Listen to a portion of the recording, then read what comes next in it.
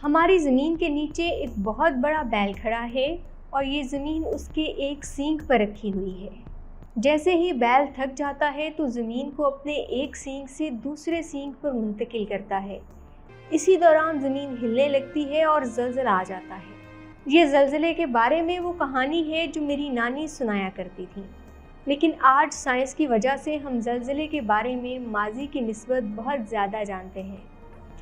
अस्सलाम वालेकुम। आज के इस वीडियो में हम देखेंगे कि ज़लज़ले की असल वजूहात क्या हैं और क्या ज़लज़ले मसनूई तौर पे बनाए जा सकते हैं।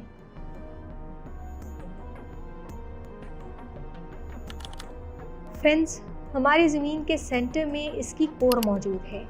अंदर से ये कोर बिल्कुल सॉलिड है और मेनली लोहे और निकल पर मुश्तमिल है, और बाहर वाली साइड से भी ये कोर लोहे और निकल ही से बनी हुई है, लेकिन जहाँ ये पिघली हुई हालत में मौजूद है।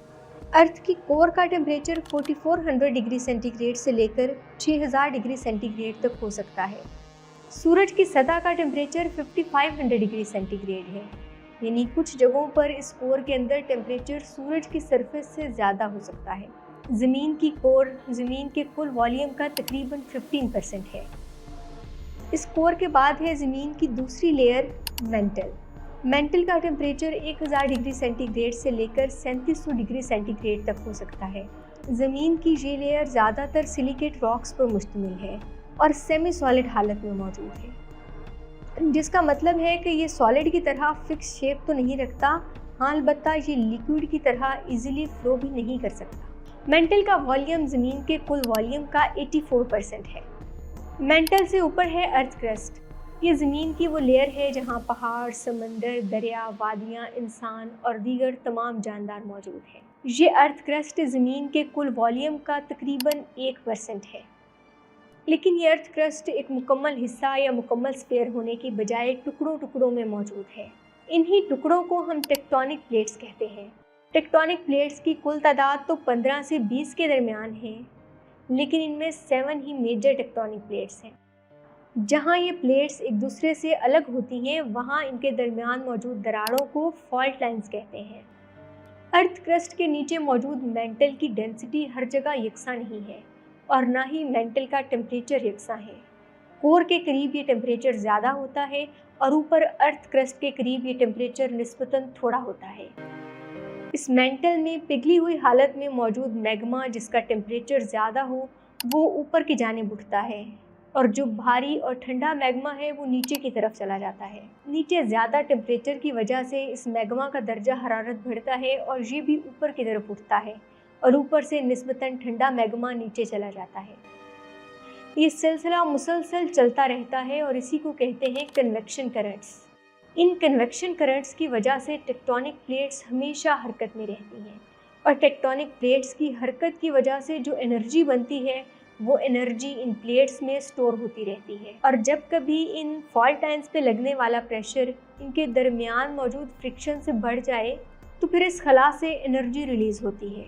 ये एनर्जी सीस्मिक वेव्स की शक्ल में रिलीज़ होगी, और इन्हीं सीस्मिक वेव्स की वजह से ज़मीन हिलने लगेगी और ज़मीन के ऊपर मौजूद तमाम तर स्ट्रक्चर्स भी। ये सीस्मिक वेव्स बुनियादी तौर पे 2 तरह की वेव्स पर मुश्तमिल होती हैं, पी वेव्स और एस वेव्स।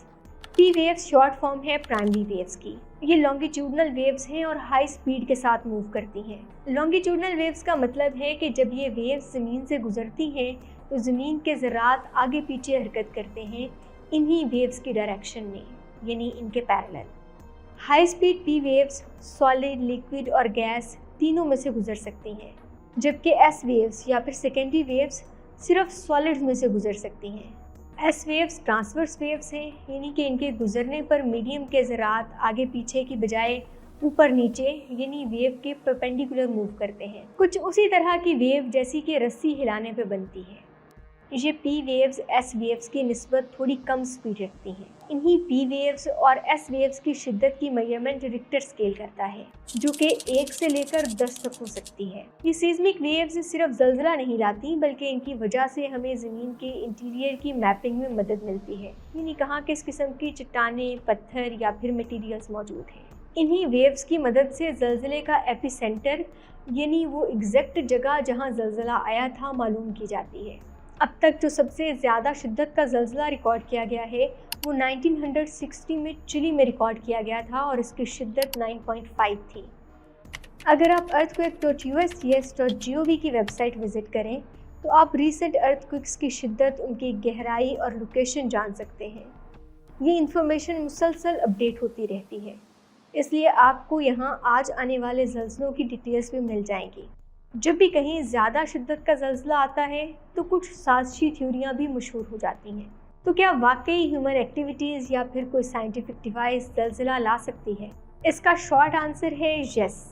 अगर हम अर्थ क्रस्ट में फॉल्ट लाइन्स के करीब कोई हाई प्रेशर प्रोड्यूस करें तो फिर इससे ज़लज़ला आ सकता है, जैसे किसी बड़े डैम को भर के या फिर माइनिंग करके। लेकिन ज़लज़ले की शिद्दत बहुत ज़्यादा नहीं होगी। हाँ, अलबत्ता अगर किसी तरह बहुत ज़्यादा मिकदार में प्रेशर डाल दिया जाए तो फिर ये शिद्दत नुकसान की वजह बनने के काबिल हो सकती है। 1893 में निकोला टेस्ला ने एक इलेक्ट्रोमैकेनिकल ऑसिलेटर ईजाद किया था। ये स्टीम पावर्ड था और constant frequency electric current generate करता था। टेस्ला ने 1898 में ये क्लेम किया था कि न्यूयॉर्क के एक बिल्डिंग में इसी ऑसिलेटर के एक ख़ास वर्जन की मदद से उसने शदीद ज़लज़ला पैदा किया था। इतना शदीद ज़लज़ला कि ये बिल्डिंग गिरने के करीब थी और फिर उसने इसका बटन ऑफ किया। बहुत से साइंटिस्ट टेस्ला से एग्री नहीं करते, लेकिन टेस्ला का ये मानना था कि अगर इस ऑसिलेटर की मदद से किसी बिल्डिंग की रेजोनेंस फ्रीक्वेंसी के बराबर की फ्रीक्वेंसी जनरेट की जाए तो इस बिल्डिंग में ज़लज़ला पैदा किया जा सकता है। लेकिन फ्रेंड्स, टेस्ला हकीकतन एक जीनियस इंसान था। टेस्ला की वफ़ात होटल के एक कमरे में हुई थी और फिर उसकी वफ़ात के बाद FBI, CIA और दीगर एजेंसीज़ ने उसका तमाम तर काम अपनी तहवील में ले लिया था। कागजात से भरे इन ब्रीफ केसों पर कई सालों तक रिसर्च की गई, जिनमें से बहुत से तो सर्बिया को लौटा दिए गए और निकोला टेस्ला म्यूज़ियम में रख दिए गए और बहुत सी फाइल्स आज भी मिसिंग हैं। हो सकता है कि ये ज़लज़ला पैदा करने वाला ऑसिलेटर और उसकी तमाम तर इंफॉर्मेशन भी उन्हीं पेपर्स में मौजूद हो।